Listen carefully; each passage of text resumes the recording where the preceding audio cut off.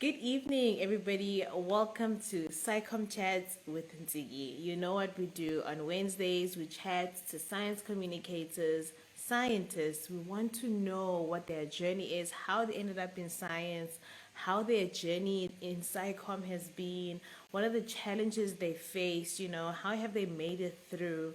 That's what we want to do. We want to get to know our humans, behind the scientist. It's all fun and games. That's literally what it is. It's a casual chat, getting to know that. And remember to use that comment section and engage with us, ask questions. Yeah, it's an open chat. It's not really just me and the scientist chatting. It's also about you and engaging and asking those questions that you've always wanted to ask, and be like, what are you up to? What is your work about? Whatever you want to know, this is the platform to do it because we're all about showcasing, celebrating, and accelerating science and scientists in Africa. So that's literally all it's about. Obviously, today we have another science communicator joining us. We have Aviwe Matiwane, who will be joining us. She is a PhD researcher and lecturer at Rhodes University. She's a paleobotanist, all right? And I'm really looking forward to having a chat with her. As soon as she goes online, then we will get this conversation started. Fantastic. So we're gonna get this conversation started, and in the work that she does, that's for sure. Um, Paleobotany. We interviewed Kinelo another time, who's a paleontologist. So it'd be interesting to Yes. find out what a paleobotanist is. Aviwe. Hello. Good evening. How are you? I'm good, thanks. How are you? I am very well, thank you. Thank you so much for agreeing to do this chat. It's a pleasure. I've been looking forward to it and obviously asking you about your career, asking you about your research, and obviously your science communication journey. So I think it's going Mm. to be a good one for sure. I hope they enjoy it. Yeah. How are you feeling? Are you feeling nervous? Are you feeling excited? It's a mixture of both, actually, because I'm exhausted. That's that's one feeling I feel. But I'm good. I'm good. And how are you? I am good. Thank you so much for asking. Also feeling quite a little bit tired, but we push through and we just do the things that need to be done. That's what it's Exactly. Exactly. about. Yeah, but we must always make time for rest. So make time for rest as well. Oh, That's important. definitely. Definitely, we do. Oh, fantastic. So let's get right into the chat. Let's get to know you a little bit. Who is Aviwe? So, I am Aviwe Matiwane, and I am from a rural village in the Eastern Cape known as Lower Ngqwara, Mqanduli.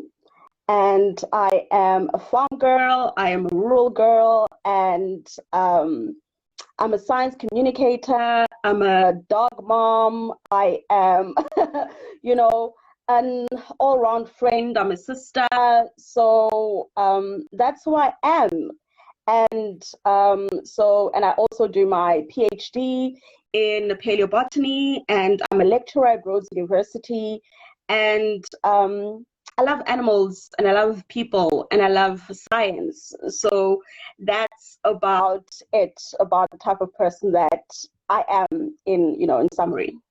Wow. Okay, that's a lot of hats, but that's beautiful. That's beautiful. It's really nice to get to know all the different parts that form the scientist, that come together and become the scientist. So you said you grew up in a small village, you said you're a farm girl. So how did you end up a paleobotanist? Because I'm assuming you did not see paleobotanists around the farm, or did you?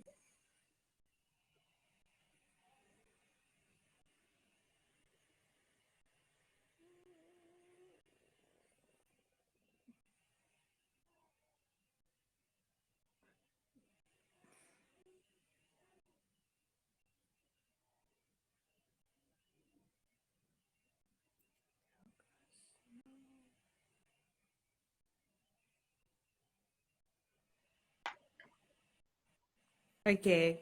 Are you back? Can you hear me?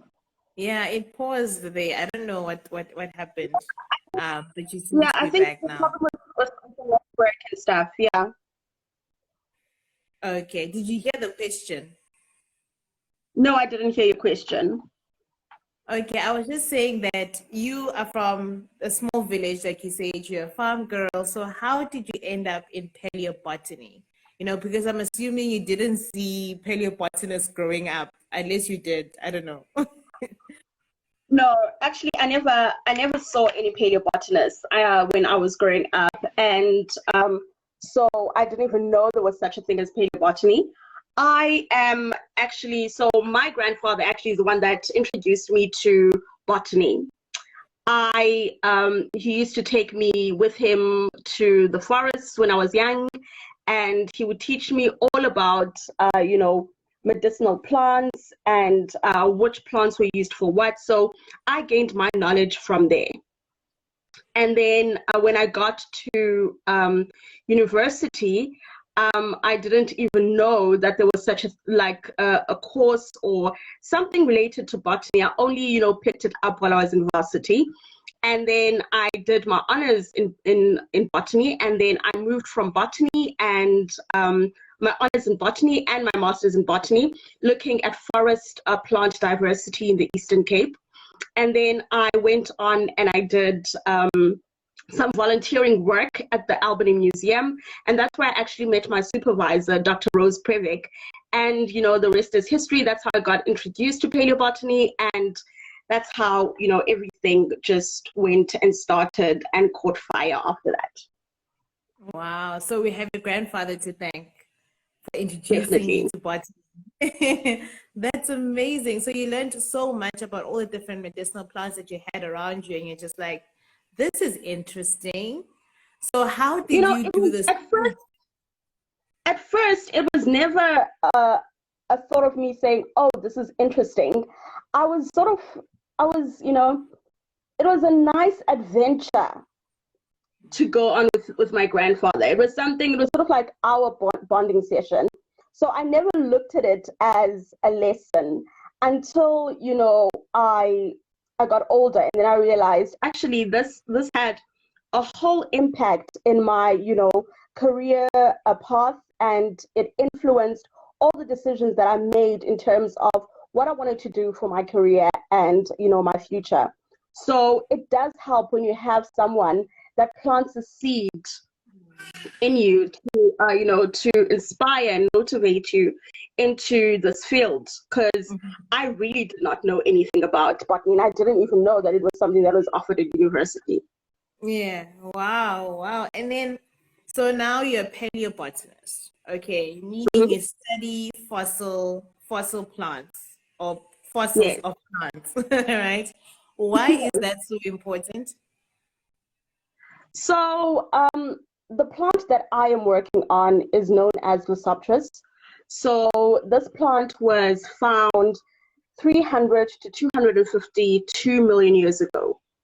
And this plant is actually very important. It's a fossil that's extremely important in our everyday lives. It formed our oldest coal deposits. So what's being mined now are the remains of that plant that was, alive some 350 or 60 million years ago. And so, I mean, it provides us with electricity. Its byproducts are what are used in our clothes, perfumes, everything. So it's a very important, important plant, fossil plant. Mm-hmm. Mm-hmm. Okay, that's really cool because I didn't know that that plant specifically was the one that was responsible for the coal deposits that we have. So Yes. that's really, really interesting. Is the plant still around now, or it's gone? Now, the plant got extinct 252 million years ago during the biggest, extinction in the world. That's where most of the animals and the plants and, fish and, marine life was wiped out. Yeah. So that is when it actually got extinct. So we don't have any living analogs of the plant now. So at the moment, we work on the fossil remains that we have. So what's making coal now? So what's making coal now is still things that have been deposited. I mean, we have one of our youngest coal deposits is in the Multino, which is not as old as the coal deposits that we have here, but it's not economically viable as a coal that that is older, that is mined from the Permian and Carboniferous period. So so every day, I think there is whatever is being buried, forests that are, dying and producing litter, and trees that are, in forests that are producing all this litter can eventually one day turn into coal. And also, you can't, there's a whole process that goes into it. You can't, some might decompose and some might turn into fossils, some might turn into coal. So the whole preservation thing is absolutely amazing, and another topic for another day as well. Okay, we'll save that for the other day. That's perfectly fine. So you are one of the very few Black female paleobotanists. If how has it been having to be the one who raises that flag of, yeah, paleobotanists can also be Black and female? How has that been? I'm actually the only one. Oh, so once I finish my PhD, I'm going to be the only I'm the only Black female, Black paleobotanist. And so it's been stressful, but at the same time, it is one of the things that I feel that is why I'm actually into science communication, is to make sure that we bring awareness to the field and make sure that a lot of people actually join and aware about this particular field in paleontology. Is that why you are the plant detective, the super scientist? Is that why you're just like, I am going for that? And I'm open. It's so weird. So the name plant detective actually came to me when I was doing, it was Black Botanist Week on social media. So they were trying to bring awareness to Black botanists. So I was trying to describe myself as what exactly is it that I do to someone who doesn't know what it is that I do. So, the word plant detective came to mind. So I started calling myself the plant detective, and it just took off from there. And then when I was funded by the COE in paleosciences, and they asked, they were approached by super scientists, to do a superhero profile of me, and we decided to stick with the name plant detective to describe my image and my superhero profile. And it stuck with that. So I've been calling myself the plant detective. And, because most of the work that I do is sort of like an investigation, and so that's what I've been doing. And so I'm really enjoying it, because it's basically putting puzzles together to try and figure out how this plant from millions of years ago was, how it, what the environment was like during that time, and all of those things. So, yeah, so that's how the whole name Plant Detective actually came about. Wow, that's really cool. And how important is the plant detective, especially as a super scientist? How important is she?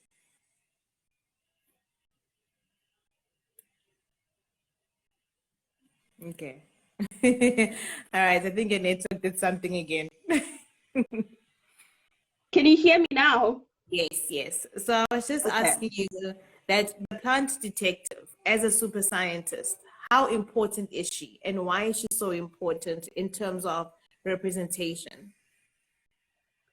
You know, what I like about super scientists is the fact that they allow you to, be creative and be a visionary in terms of the avatar that you want, And I wanted when people or children look at my avatar to say, oh, she's very relatable. Oh, she's, a full-sized, full-figure-sized superhero. She's female. And just to identify someone that they can see that looks like them and, that is able to touch them in whichever way possible, that I think is a huge impact and, goes a long way. Just the identity itself of the super scientists, of the plant detectives, helps students or, children to identify with something that they have not seen. So that really is important because representation is very important when you're trying to get people into the fields that you are in or working in. Yeah. No, I 100% agree with you on that. Paleobotany is a very unique field, that's for sure.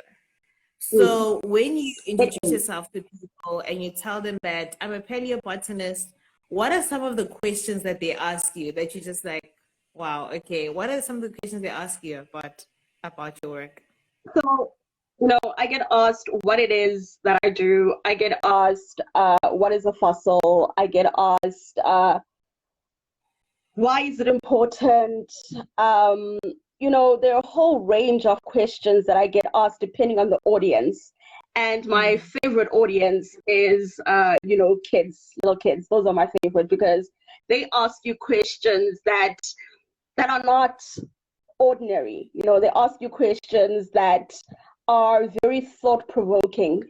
Whereas with adults, you sort of know, the standard questions that you're going to be asked. No adult asks you which is your fifth favorite plant. No adult asks you which is your favorite color, So it is, it's sort of, it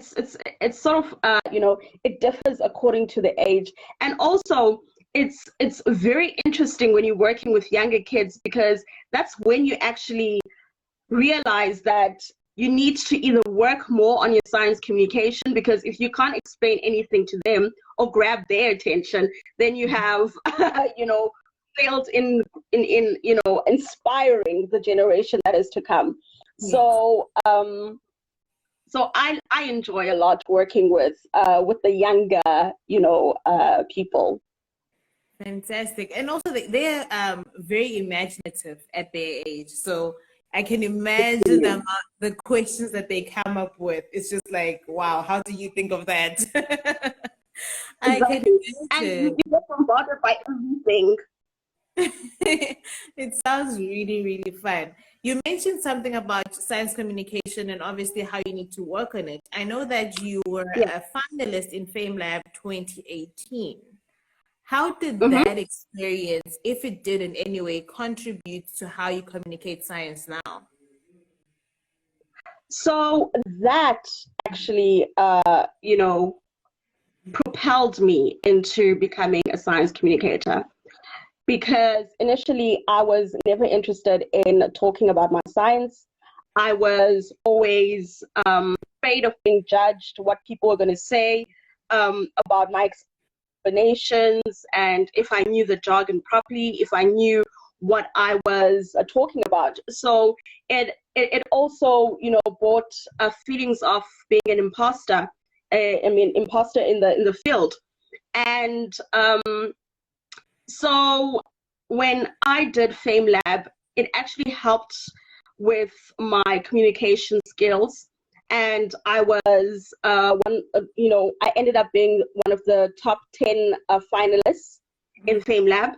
And after that, national top 10 finalists. And after that, I think I decided this is actually very interesting as much as it's scary. it's something that is worth doing, and making sure that the information is out there, making sure that people are aware about what I am doing and how it interlinks with other things. So that's what got me started. I mean, I'm a very talkative person, but I didn't know how to articulate myself very well when it comes to my work. So that gave me a boost and the confidence to actually be able to speak in such platforms as these, and others as well. Amazing. And obviously now you've taken science communication a lot more seriously and making it part of your career. I mean, you describe yourself as somebody who's very passionate about it. So now that you are in it and you've been doing it, let's say you started in 2018, that means means my math's right. That's about 4 years. if my math is correct. What are some of the challenges that you've faced in the space now? So one of the challenges is time. Okay. So it is time to actually do the science communication. I think a lot of people take this whole thing for granted because it is extremely time consuming.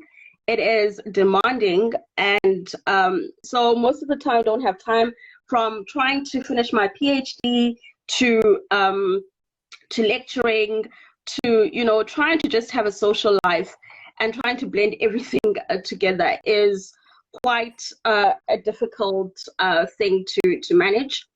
But also with the digital world and this whole anonymity of people being behind a keyboard, anyone can say anything that is rude or bad or to you, and you just have to grow a thick skin, and just know it comes with territory, particularly people who don't understand what it is that you're doing.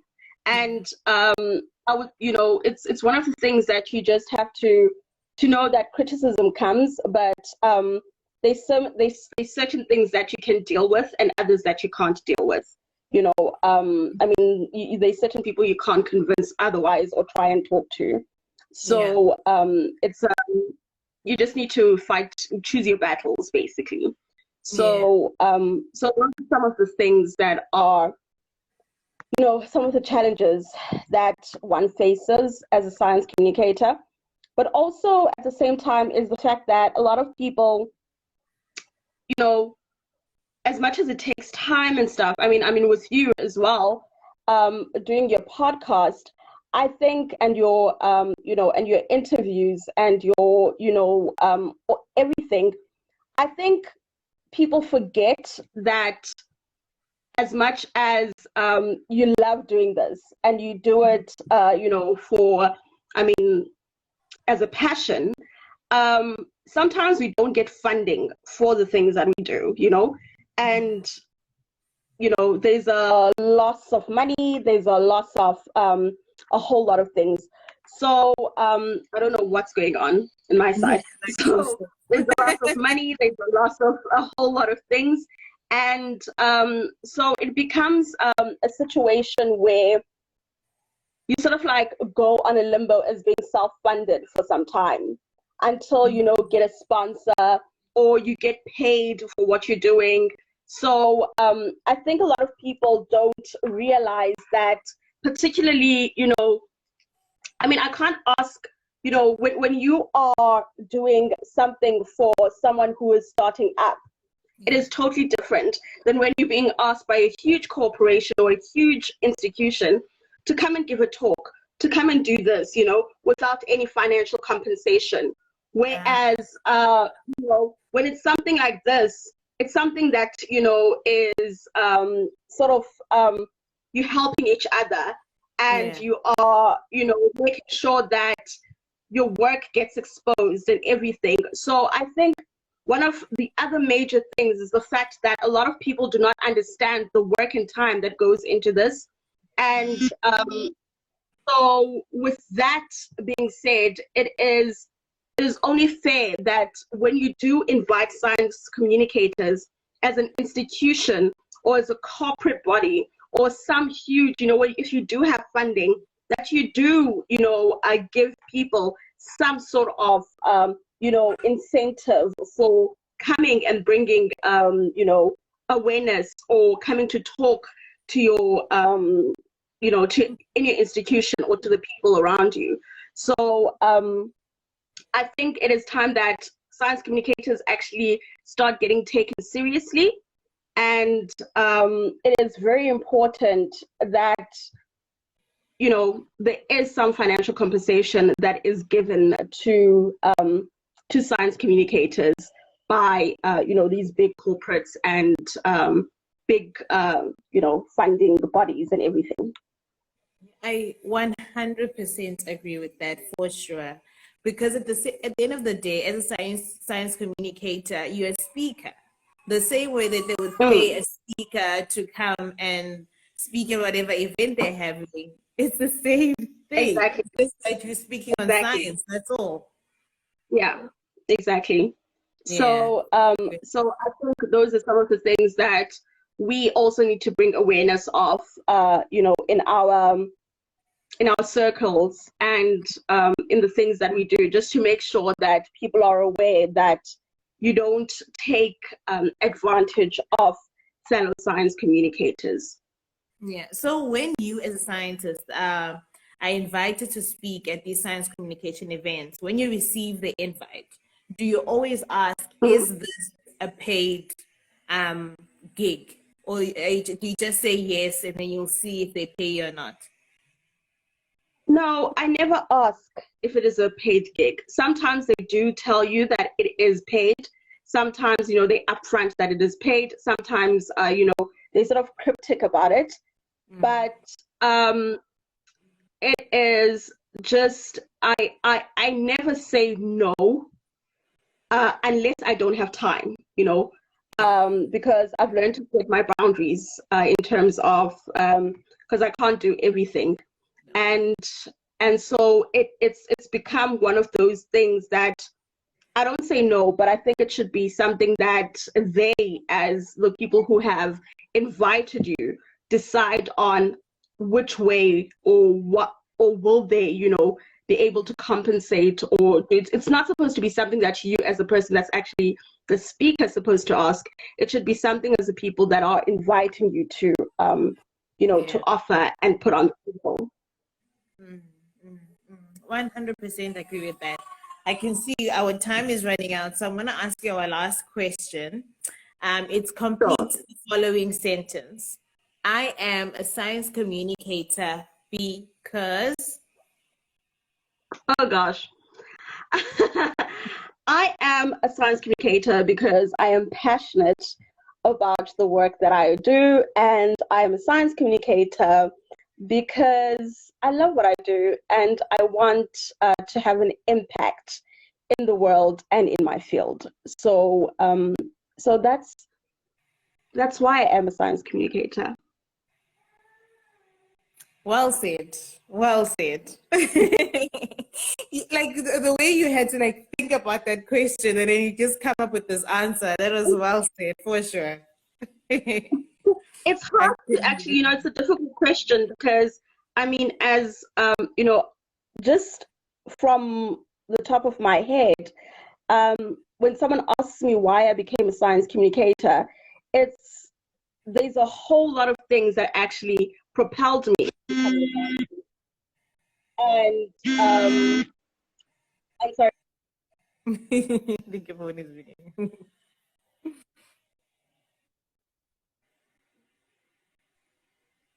Yes, you're back. Okay. Sorry, my alarm went off. So the security people are actually calling me. So that's why it got, yeah. Okay, so so yeah, so I just wanted.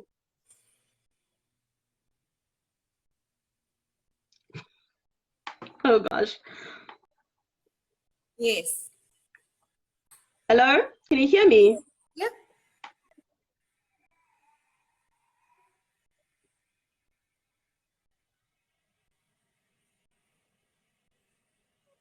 Okay, I think we are losing our viewer Yeah. now, but that's fine. I think we'll end the chat right here because I think the network is like, time's up, time's up, time's up. So yeah, but thank you so much for joining us today. I think it was such an insightful conversation and I really enjoyed it. And it's so nice to speak to the only Black female paleobotanist. I mean, that's huge. That's huge. And we In South really wish Africa, you yes. all the best, with your PhD, with everything that you're doing. And yes, I really hope those companies are hearing you that you guys need to be paid. It's a skill that you are sharing, and people get paid to sing, and that's their skill, that's their talent. So you should also be paid to sing. So yeah, thank you so much. This was really great.